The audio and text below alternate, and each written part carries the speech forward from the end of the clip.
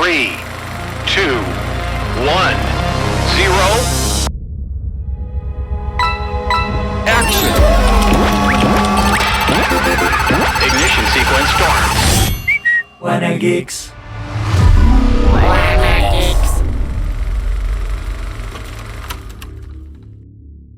Querido Mark Zuckerberg, este 4 de octubre creo que provocaste realmente un terremoto digital. Bienvenidos, amigos, a esta segunda edición de Wanna Geeks.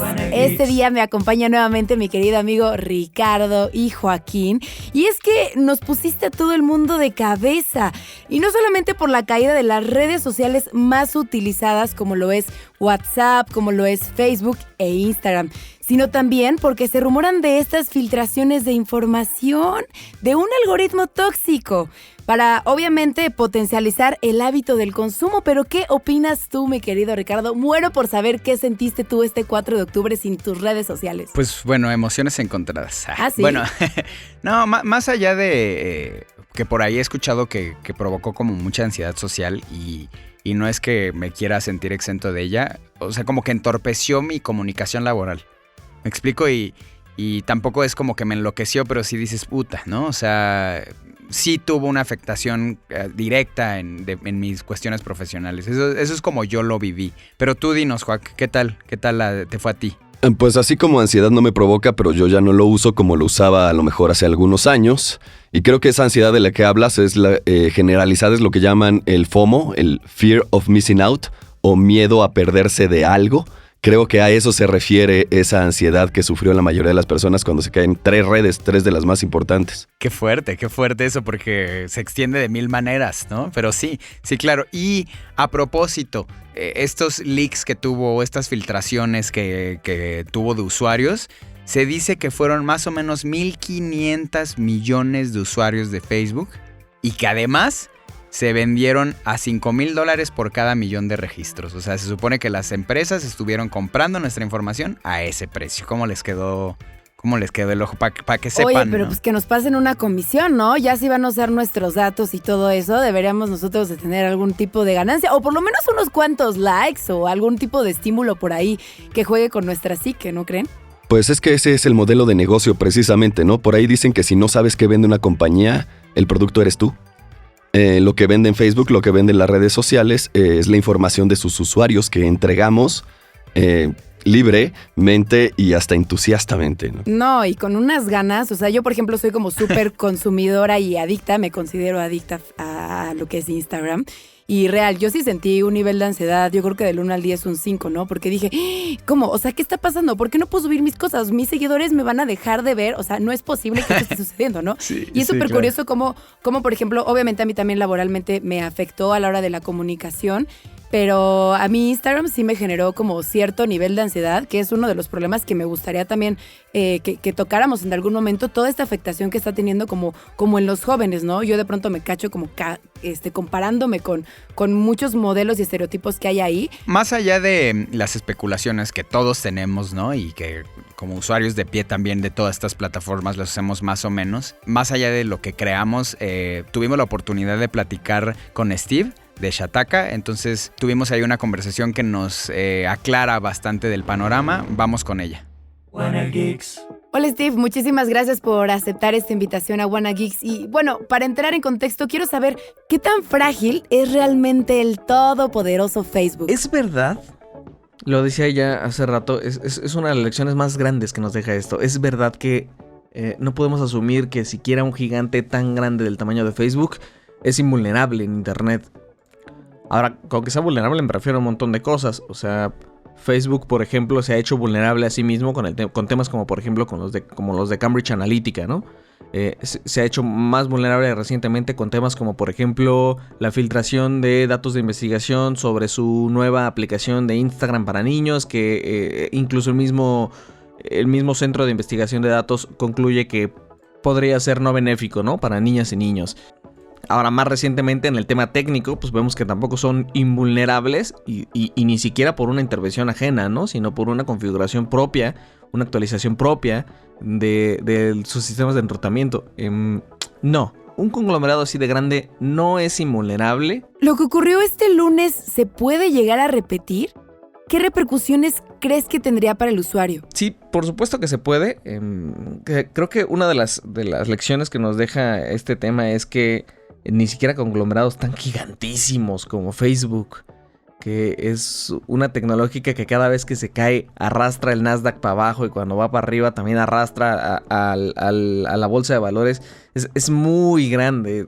Ya no se trata solamente de una red social en donde están los chavos, ¿no? Es mucho más grande. Ni siquiera Facebook puede evitar una caída de este tipo. Repercusiones para el usuario, es que creo que ni siquiera puedo enlistar todas, pero ayer estaba viendo, por ejemplo, que un muy buen número de tienditas en México hacen pedidos, entregas a través de Facebook, Messenger y WhatsApp. Y por lo tanto ayer tuvieron pérdidas, porque no vendieron lo que pudieron haber vendido. Facebook es un tema, es una red social, pero de repente tenemos que en el mismo conglomerado está WhatsApp, que es la vía principal de comunicación a través de un smartphone. Ya no son las llamadas, ya no son los SMS desde hace un muy buen tiempo. Entonces cuando hay una afectación así de grande, a mí me parece mucho más preocupante el tema de WhatsApp. Y en serio no me puedo imaginar la cantidad de formas distintas en que pueda afectar a distintos de sus usuarios, porque son millones en México, millones. Oye, ¿piensas que un hacker se puede quedar con nuestra información? Eso siempre es probable con una plataforma tan grande que tiene tanta información de sus usuarios. Yo no creo que necesariamente por un asunto de las fallas como las de ayer, sino que siempre la verdad es un riesgo latente y desafortunadamente con Facebook también tenemos antecedentes ahí. ¿Crees que hay manera de que se caigan estas plataformas para siempre? ¿Y si alguna otra empresa puede llegar a suplir la ausencia de estas? Sí hay manera de que se caigan estas plataformas y ocurre pues más o menos con cierta regularidad.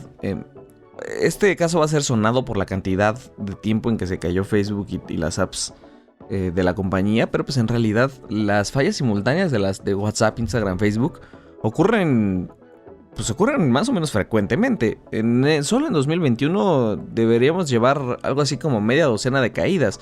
El tema es que las caídas suelen durar entre 30 minutos y una hora. Que si una de estas plataformas se puede caer para siempre, es posible, ¿sí? Es muy improbable, muy improbable.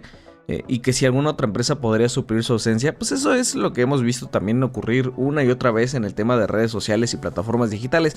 No porque repentinamente, porque súbitamente una empresa desaparezca, sino porque eventualmente llega una más que tiene un modelo de negocios más atractivo, que jala a un nicho de mercado más grande, porque a lo mejor tiene un mercado de masas. ¿Cuáles crees que son las probables repercusiones de esta caída para las empresas de Zuckerberg? Yo creo que a muy corto plazo, solo vimos ayer la caída en bolsa de valores, fue una caída para Facebook de algo así como el 5%, que es muchísimo dinero, son miles de millones de dólares en capitalización. Hay mucha gente que perdió dinero el día de ayer en Facebook, y toda la gente de inversionistas y toda la gente que tiene algún tipo de acción de la empresa de Zuckerberg. Lo cierto es que eventualmente también es muy probable que la empresa se recupere a mediano plazo. Yo no veo de momento que haya de qué preocuparse en un tema legal. Creo que si hablamos de tema legal, Facebook tiene muchas otras cosas más de las cuales preocuparse. Algunos expertos apuntan que la problemática fue realmente un error interno de la configuración de los servidores, pero yo quiero saber ¿cuál es tu opinión al respecto a lo que esto se comenta? Sí es un error interno de la configuración de los servidores, en específico del protocolo BGP y la falta de resolución por parte de los servidores DNS, pero pues eso es lo que contábamos hace rato, eso es lo que pasó. ¿Qué es lo que crees que hay que alertar a la sociedad cuando ocurren este tipo de problemáticas en determinada red social? Lo que yo recomendaría es que comenzáramos a fijarnos un poco en las otras aplicaciones que podrían hacer competencia, que también podríamos utilizar, que tienen también un montón de funciones interesantes, pero que por desidia no hemos hecho. Por desidia no hemos probado, por desidia, y también porque no hay un ecosistema que les favorezca, ¿no? Está el tema, por ejemplo, de los datos gratis, ilimitados, ¿no? Que solamente están con Facebook, Instagram y WhatsApp. Entonces es muy fácil quedarte como usuario cautivo de esas plataformas que todos conocemos y que llevan tanto tiempo que pues, son muy sencillas de usar. Eso también hay que dárselos, ¿no? Tienen una gran usabilidad. Es muy sencillo. Pero el problema es que luego nos ocurren este tipo de cosas y yo creo que no está mal de vez en cuando probar algo más. En el caso de WhatsApp está, desde luego, todo el mundo lo dice y siempre es trending, Telegram, ¿no? Pero también hay otras, también está Signal, por ejemplo, ¿no? Esa sería mi principal preocupación, que estemos bien cubiertos al momento de comunicarnos, porque luego, si queremos hacer la migración en el momento en el que ocurre la falla, pues tenemos estos congestionamientos que vimos también este 4 de octubre, en donde la gente no podía ni loguearse a Telegram, ¿no? No podía iniciar una sesión, no podía crear una cuenta. Buena Geeks. Bueno, ¿cómo lo escucharon? ¿Les aclaró las dudas o les cimbró más? Platícanos un poco, Juan, respecto a esta conclusión que se me hace interesante del uso de diferentes redes sociales, ¿no? Creo que es muy interesante porque estas 3 redes que se cayeron no nada más son, digamos, titulares de un solo país, sino son de la misma corporación. Es decir, la recomendación de usar nuevas redes sociales también es la recomendación de usar redes sociales no de otras compañías, sino de otros países. Y estamos entrando en un tema de desacoplamiento tecnológico en donde cada país va a tener sus propias aplicaciones y quienes se agreguen a ella van a estar dando su información a ellos. Es decir, todas las aplicaciones de Facebook y toda la información que ponemos ahí se va a parar a servidores de Verizon en Texas. Y eso es mucho poder. Y ahora están compitiendo por ese tipo de poder. Cuando caen las redes de Facebook, ese es obviamente un día de lotería para Rusia, para China. Claro, que esto da pie también a estas teorías conspiranoicas, ¿no? O sea, justo se platica así con las personas de, oye, es que yo tengo la teoría de que fue un ataque ruso, informático, ¿no? Y bueno, más allá de lo que termina el usuario de a pie recibiendo la información, ¿no? O sea, sí te da pie a preguntarte, bueno, ¿qué pasó de verdad? ¿Fue tan sencillo como nos comenta el mismo Steve? De que, fue un error ahí interno de borrar datos y, ¿no? O sea, sí da pie a decir, ok, ¿es verdad o cuál es tu perspectiva? Pues yo tengo la teoría de que fue alguna clase de extorsión por ahí. Evidentemente, no sé ustedes qué creen, si cada país tuviera como sus propias redes sociales, ¿de qué forma esto beneficiaría como a la población, por así decirlo? Yo creo, Nadia, que acabas de tocar un punto muy importante porque toda esta información que nosotros entregamos a las redes sociales son un asunto de seguridad nacional. Por ahí se ha comentado en México en varias ocasiones la necesidad de crear redes sociales nacionales para poder controlar nuestro flujo de información y también para poder, ponerlas en regla, de acuerdo con nuestras reglas, nuestras leyes mexicanas, porque a veces las corporaciones norteamericanas pues hacen lo que quieren cualquier parte del mundo. Y tal cual, Frances Haumann, a propósito de las filtraciones, porque hay 2 tipos de filtraciones, ¿no? La primera, la del usuario, que pierdes tú así de, oye, pues filtraron mis nudes, ¿no? O sea, ¿no? Así de aguas ahí, ¿no? Y luego las otras de que una ex empleada ejecutiva muy importante, esta mujer Frances Haumann que acabo de mencionar, bueno, se para y dice, oigan, Facebook tiene este tipo de prácticas, ¿no? O sea, estas prácticas que son muy peligrosas por el monopolio y el conglomerado, en donde dice, oye, Facebook fomenta esta economía del odio, oye, Facebook sabe esto de los usuarios, no le importa y de hecho su intención es que no metan mano, que no se enteren y entonces, bueno, ahí se vuelve bien peligroso porque ya Facebook, WhatsApp e Instagram es parte nuestra, ¿no? Es parte nuestra que a lo mejor ahí un poco el usuario, si a mí mañana me dices, oye, pues vas a saber ahora mi red del bienestar, ¿no? Pues yo te digo, oye, no te pases, pero Facebook, o sea, es como si me quitaras mi coche, ¿no? Es como si me quitaras mi casa y ahora vas a usar la que yo te digo, ¿no? ¿Qué opinas, Juan? Es un poquito más grave que eso, qué bueno que tocas este punto. De acuerdo con la teoría del cyberpunk, el cyberpunk básicamente lo que plantea es borrar las fronteras entre lo humano y la máquina, lo digital. Ahora, si nos ponemos muy estrictos, eso ya pasó desde el momento en el que usamos anteojos. Claro. Pero si nos ponemos un poquito más naturalistas, más en lo que está pasando ahorita, es muy cierto lo que dices. Tu página de Facebook no es nada más una página de Facebook donde pones tus cosas, es parte de tu identidad. Claro. Ahí no nada más la estás vaciando, sino que un poco también la construyes desde ahí. Sí, es una extensión tuya, o sea... No, y es un estímulo constante para el ser humano, ¿no? Porque yo me he dado cuenta de que de pronto es difícil que alguien publique que se sienta mal. a través de estas redes sociales, ¿no? Como que normalmente el algoritmo siempre nos forza también como a mostrar la mejor parte de nosotros, que esto también está teniendo repercusiones súper fuertes porque de alguna manera como humano, como usuario, consumidor de estas redes, te sientes obligado a siempre estar mostrando la mejor parte de ti o incluso cosas que ni siquiera son reales, son ciertas, ¿no? De lo que estás viviendo. A lo mejor solo pasaste por afuera de un lugar carísimo, le tomaste foto y dijiste que estabas ahí, como para mantener justamente como este estatus social alto, ¿no? O sea, mostrar algo que realmente no eres, que la repercusión ahorita en los jóvenes en ese aspecto está bien cañona. Sí, justo que, ¿no? O sea, me platicaba un amigo que es modelo, me dice, güey, yo voy a la playa y, o sea, tomo 1000 fotos y me las guardo todo el año, ¿no? Me dice, para sacar de enero a diciembre así, y luego me cambio de ropa. O sea, es una planificación de esa extensión que solo denota materialismo y no es en mal rollo, o sea, pues también hay cosas, o sea, no es una crítica a la gente que lo sube, sino pues también está padre, creo que luego subir tus vacaciones, todo eso es especial, pero cuando ya se transforma en esta necesidad de exposición y que te crea una ansiedad, que es justo lo que plantean de a eso nos orilla, ¿no? A eso nos orilla esta onda de exponerte y decir, tienes la vida perfecta, o este tema de la economía del odio, ¿no? O justo eso que comentabas de, bueno, a veces uno lo obliga a decir, oye, me siento así. Yo cuando publico algo así como muy X, que no es muy triste ni de odio, como que nadie pela, ya sabes. Y cuando platicas y, oye, odio tal, pum, ahí la gente se empieza a involucrar en la conversación. Y eso es, pues no sé si es interesante o aberrante o...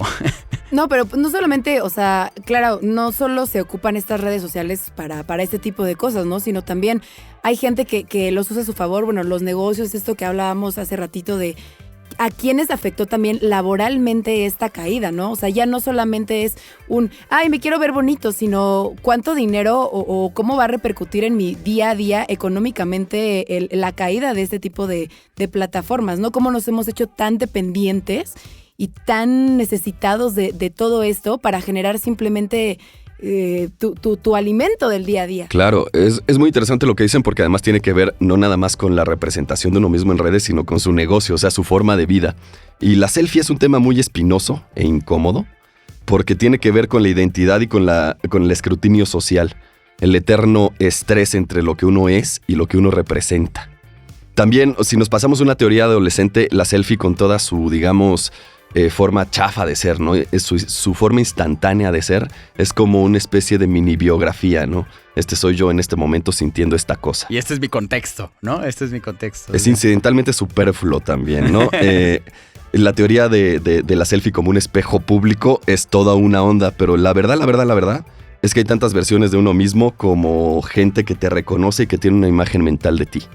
Entonces, muchas veces tu representación de ti mismo en redes cambia de acuerdo con tu público. Claro. Es así. Y cada red se utiliza de forma diferente. A lo mejor en Twitter eres ese crítico y en Instagram pues sales en bikini, ¿no? O sea, son varias versiones de ti mismo. O de repente, ¿por qué todo el mundo está en Facebook? O ¿por qué todo el mundo compra en Starbucks? O lo que sea, me explico. La identidad social es la capacidad de reflejar las actitudes de otros en uno mismo. Y eso es lo que estamos tratando de buscar con este tipo de representaciones. Aquí estoy con mi café o aquí estoy en la playa. Eso es sumamente interesante porque hay como una teoría que habla del influencer, ¿no? Que dice justo que se le ha adjudicado mal la palabra porque el influencer no influencia a nadie, sino es la condensación de gustos externos, ¿no? O sea, entonces... Claro. Tú reaccionas conforme a lo que el público quiere, no influencias al público con lo que tú consumes. Y por ejemplo, había una influencer vegana, ¿no? Que la cacharon comiendo carne y no influenció a la gente a comer carne, sino se le cayó, o sea, todo este background y ya la gente la odiaba y, ¿no? Entonces... Muy interesante cómo funciona este mecanismo de representación social, de autorrepresentación y cómo reacciona la gente. Hay toda una forma de analizar el comentario negativo abajo de una foto, por ejemplo. ¿Qué es lo que significa a futuro de la identidad digital de esta persona, ¿no? Creo que es tema de otro programa. Claro. Pero sí es muy interesante. Y luego también respecto a Nadia comentó algo bien interesante de cómo afectó en la economía, ¿no? Y uno escucha, oye, hubo pérdidas de $1,000 millones de Facebook y ahora... y dices jajaja, ¿no? Pero no, esto afectó a la gente de a pie, ¿no? Ahí se montan comercios enteros que solo tienen salida a través de Facebook, a través de WhatsApp. Incluso nos lo comentaba Steve, ¿no? Decía, bueno, ¿cuántos profesionales ese día no pudieron laborar normalmente? Hacer citas, ¿no? O hacer la entrega de un pedido. Y eso, o sea, digamos, ya le afectó a mi tía, ¿sabes? Ya le afectó a mi amigo, a mi amiga y... Esa es el grado de poder de una empresa así. A mí me hizo preguntarle a mi familia como, oigan, ustedes cuando no tenían esto, ¿cómo la pasaban antes, no? ¿Cuánto tiempo tardaban en mandar su mensaje o una carta? O sea, a mí de pronto me recordó que tenía que llamarle por teléfono a mi compañero de trabajo para ponerme de acuerdo, ¿no? Y hasta extraña me sentí cuando recibí llamadas durante todo ese día. O sea, me di cuenta de toda la repercusión que tuvo también a un nivel de ansiedad. De hecho, yo generé una encuesta por ahí en mis redes sociales y sí, varios me contestaron que sintieron un nivel de ansiedad bastante extremo, ¿no? Y recibí respuestas de que sí, algunos por el hecho de que lo más importante para ellos son como las redes sociales y el número de seguidores, el número de likes. Y por otro lado, esta parte que ya hicimos hincapié, que fue la repercusión económica que tuvo en sus negocios. Pero también está teniendo una repercusión muy fuerte en las redes sociales actualmente en los jóvenes, que es algo que sí me gustaría como hacer hincapié, cómo se sienten hoy en día a la hora de no recibir como este tipo de estímulos y este tipo de algoritmos que la misma plataforma nos está obligando a hacer, ¿no? O sea, nos está obligando a generar este contenido fake, este contenido falso para tener cierto estándar o cierto reconocimiento a nivel mundial. Claro, ¿no? y más allá de los datos, platícanos, Nadia, o sea, tu entorno, ¿cómo lo vive? O sea, tu entorno inmediato, los amigos influencers que tienen, ¿cómo lo asumieron? O sea... Híjole, yo digo, bueno, desde mi perspectiva como actriz, normalmente ahora ya en los castings me piden número de seguidores para saber hacia dónde van o con quién se están metiendo, ¿no? Yo de pronto me puse en jaque y les pregunté a mis amigos como, oigan, ¿qué pasaría si tuvieran que empezar de cero otra vez? Pero también es como una filtración para saber qué gente realmente te sigue y por qué te están siguiendo, ¿no? O sea, ellos como que lo detonaron de esta parte, ¿no? Y luego también eso nos da un poquito pie a, o sea, esta ansiedad que provoca en la sociedad, estos desórdenes que pueden ser hasta alimenticios para reflejarte bien, nos hacen preguntarnos qué tanta responsabilidad tienen las empresas de regularse y el Estado, qué responsabilidad tiene con ellas de decir, oye, hasta aquí. Que ya un poco Juac había propuesto esta idea de, oye, pues las redes sociales nacionales, ¿no? ¿Qué opinas sobre eso, Juac? Bueno, yo opino que las corporaciones tienen como objetivo la ganancia, ninguna otra cosa. No buscan la conectividad, no buscan la seguridad, buscan la ganancia. Eso está bien, porque tenemos otros organismos que están dedicados a lo otro, ¿no? Y sería el gobierno, en este caso. Claro. Si el gobierno no pone el pie y le pone algunos frenos a las corporaciones, pues entonces por lo menos que permita que personas que tienen una visión, pues creen una nueva oportunidad para comunicarse, que no tenga que pasar, digamos, por la cartera de Zuckerberg. Claro, eso una vez un amigo mío empresario me dijo, o sea, yo le preguntaba sobre la responsabilidad social y él me contesta, pero es que ese no es mi problema, güey. O sea, y no, el tipo es una buena persona, ¿sabes? O sea, no estamos hablando de una persona malévola que anda pensando cómo dañar. Él dice, güey, yo solo pienso cómo crecer y que en algún momento el Estado me diga hasta ahí, ¿no? Pero a ver, compártenos más, Juan. Pues es que hay un enorme peligro de monopolio. Imagínate que toda esta información que estamos dando voluntariamente la controlan un muy pequeño grupo de gente blanca en Estados Unidos, hombres blancos en Estados Unidos, de tal forma que me parece que hay una filtración de una conversación entre ellos, que se dicen entre ellos, oye, nadie debería tener tanto poder, y es que es verdad. Claro, nadie debería claro. tenerlo.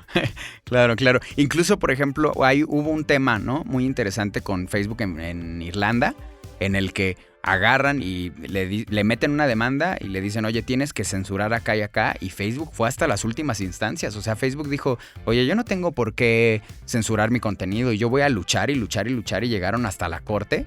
Así lo más elevado de lo más elevado para decirle, oye, sí, tienes que hacer esto y esto. Pero ¿cuál es el matiz ahí? Facebook pelea contra la corte para que un gobierno no le diga qué es lo que puede decir y qué es lo que no, porque él decide qué es lo que puede decir y qué es lo que no.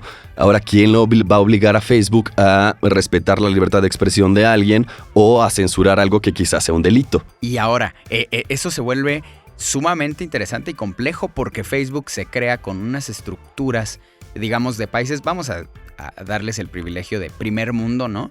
Y luego llegan con esas estructuras y estas fortalezas económicas a países que podríamos denominar de tercer mundo, y para legislar eso se vuelven un monstruo tremendo que causa en nuestros jóvenes, ¿no? Estas ansiedades, y tampoco, no nada más en nuestros jóvenes, sino en todo mundo, ¿no? O sea, comunicación empresarial se cayó por completo, ¿no? O sea, lo vivimos aquí con todo el equipo, ¿no? Entonces, eso es interesante. ¿Cómo creen que podríamos empezar a regular? ¿Qué propuesta, si ustedes fueran el presidente, qué propuesta harían para regular este tipo de información que se está colando a través de las redes sociales?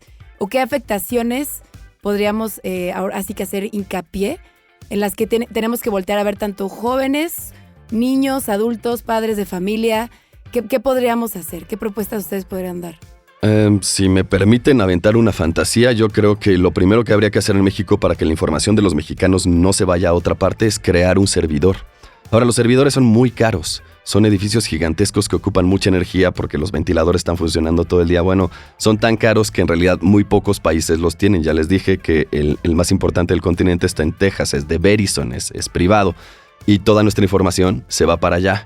¿Por qué creen que los cubanos no están tan entusiasmados con conectarse al internet? Porque temen eso mismo, que toda la información de todos los usuarios de Cuba vaya a parar a un servidor de Estados Unidos. Creo que es una situación de seguridad nacional, pero también personal, que México pueda tener control de su propia información. Una legislación para que toda la información vaya a servidores mexicanos y que incluso nuestros proveedores de internet también sean nacionales. Claro. Yo también creo que deberían de existir filtros muy específicos que incluso detecten edades y no sé, incluso hasta estándares sociales para saber qué entra y qué no entra a tu perfil, ¿no? Por ahí nuestro productor general, Javier, nos comentaba que él opinaba que Instagram debía ser para mayores de 18, fin, ¿no? Y yo creo, a ver, obviamente lo que opinemos respecto a cómo regular, pues va a ser aquí una fantasía, pero yo creo que debería haber un área sobre asimilación de tecnología en el país. Entonces, que dilucide desde mucho tiempo antes y que asimile eso y empiece a hacer las estructuras para que cuando llegue esa tecnología se pueda enfrentar.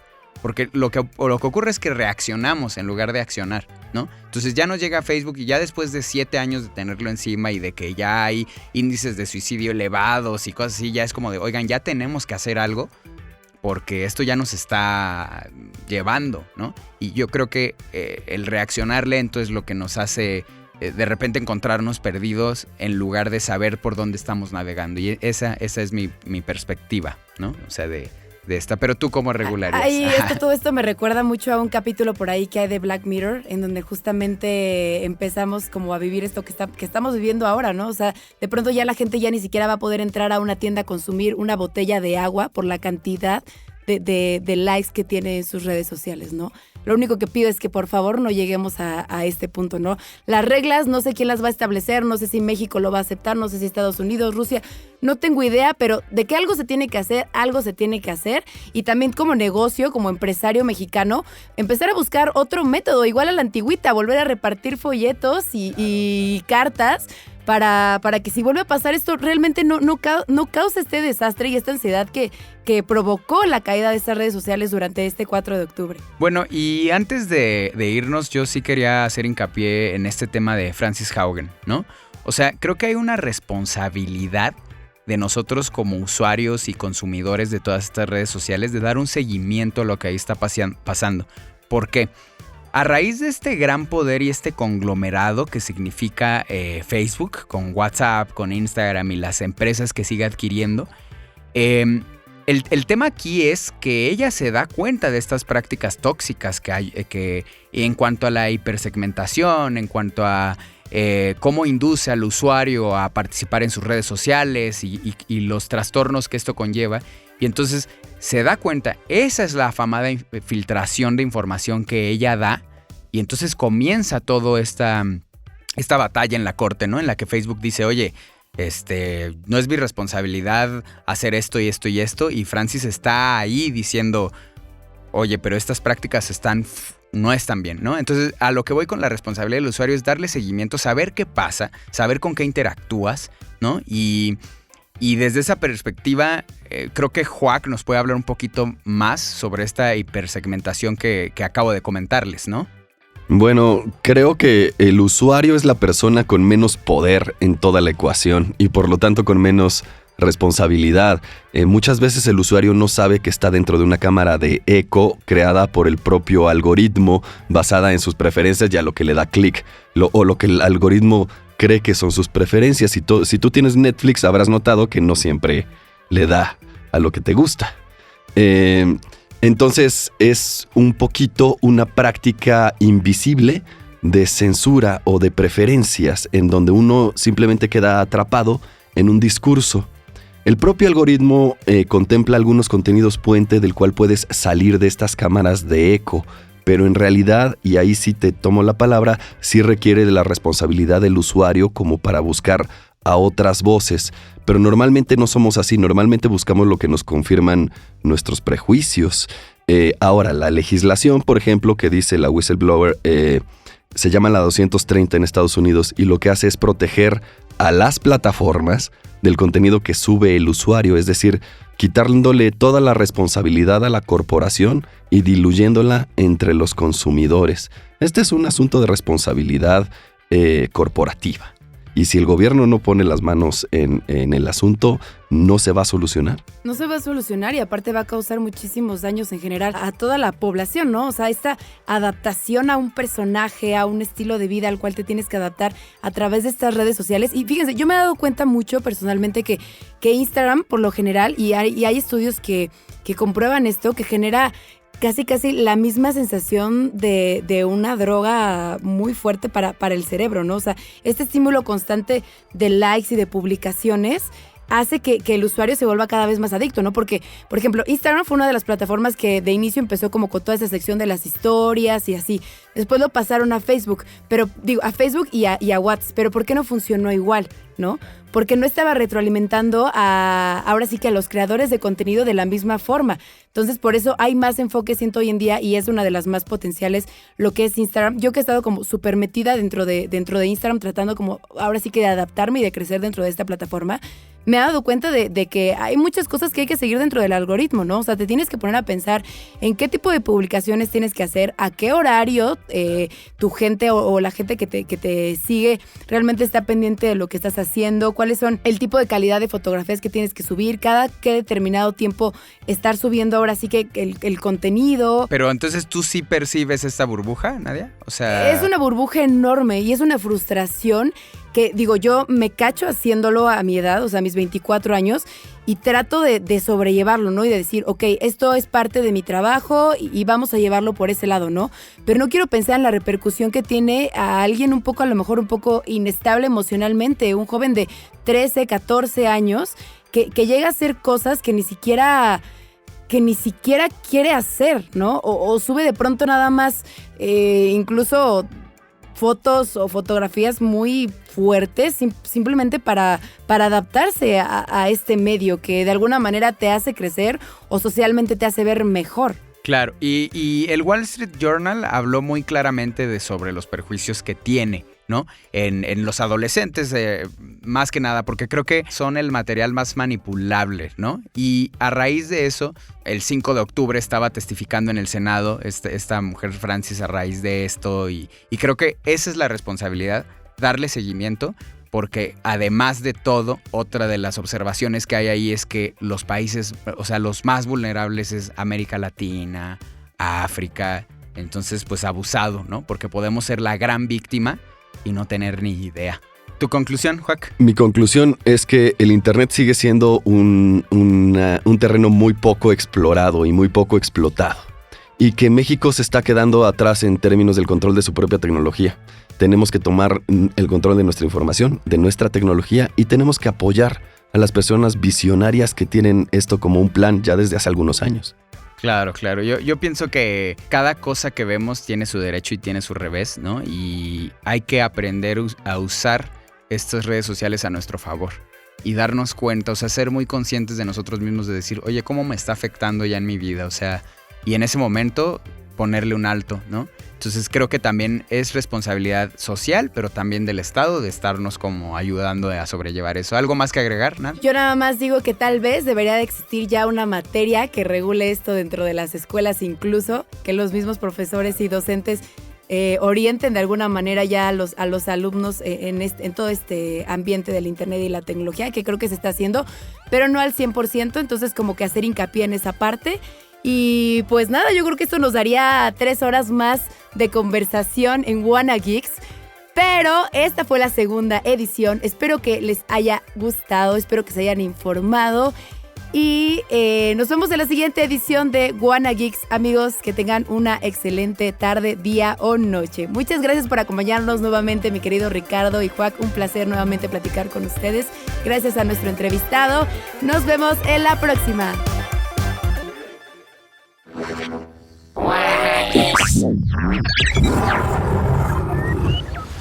Suscríbete a Wanna Geeks, una producción original de Audiocentro, con la participación de Nadia Vega, Ricardo Yaguaca y Joaquín Ortega.